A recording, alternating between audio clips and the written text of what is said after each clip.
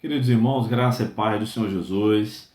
Hoje eu quero falar um pouco sobre o capítulo 9 do meu livro Pregando as Escrituras, o Manual Bíblico de Pregação, cujo título é O Pregador e a Literatura Bíblico-Teológica. Todo pregador deve estudar Bíblia e teologia continuamente, e se puder estudar outras ciências, até em nível de graduação, também deve fazê-lo. Deve fazer uso de toda a capacidade, recursos e oportunidades que Deus lhe deu. Tá? Nesse capítulo em especial, eu falo sobre a relação do estudo bíblico teológico, que trata da cabeça do pregador, com o seu coração e com sua vida devocional com Deus, com a sua relação com o público e tudo mais. Então, tem um versículo muito interessante que fala sobre isso, que é 2 Timóteo 4,13, que é o versículo de abertura do capítulo, e diz o seguinte: Quando vieres, traze-me a capa que deixei em Trode, na casa de Carpo, e os livros, principalmente os pergaminhos.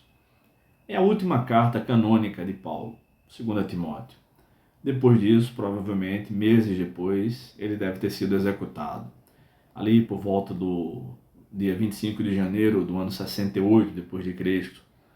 Tanto é que é o dia considerado dia de São Paulo na tradição católica, uma vez que na tradição católica as pessoas não sabem necessariamente o dia de nascimento dos santos, mas o dia de seu martírio, ou o dia de sua morte natural.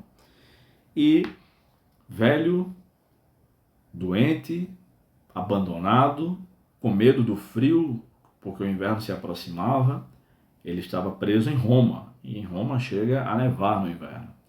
Ele pede proteção do seu amigo com a sua visita, capa, que era uma espécie de, hoje a gente chamaria casaco, ou sobretudo, algo do tipo, mas não somente para entreter, para passar, deixar o tempo passar, ele pede que quando Timóteo fosse visitá-lo em Roma, levasse livros de conhecimento geral, mas principalmente os pergaminhos, que são cópias dos livros bíblicos.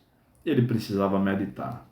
Até o fim da vida, o cristão deve meditar dia e noite na palavra de Deus. Seja ele apóstolo ou não, seja ele pastor ou não, tem algum cargo de liderança ou não. É uma observação interessante que Haddon Robson colocou no seu livro Arte e Ofício da Pregação Bíblica, citando o grande pregador do passado, Charles Spurgeon.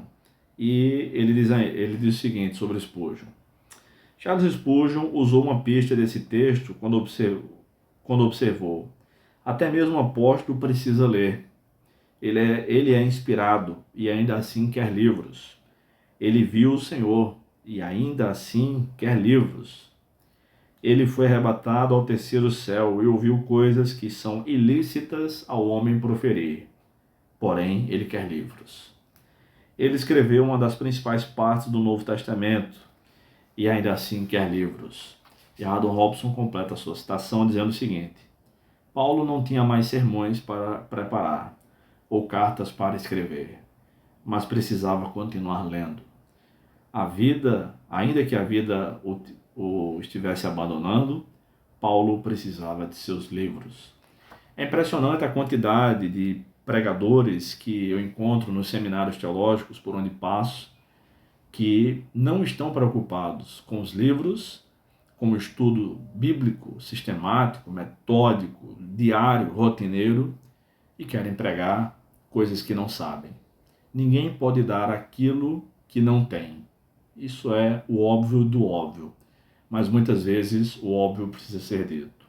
Então, ao longo desse capítulo 9 do meu livro, Pregando as Escrituras, eu trato sobre essa relação do pregador, a leitura bíblica, a leitura teológica, o seu coração.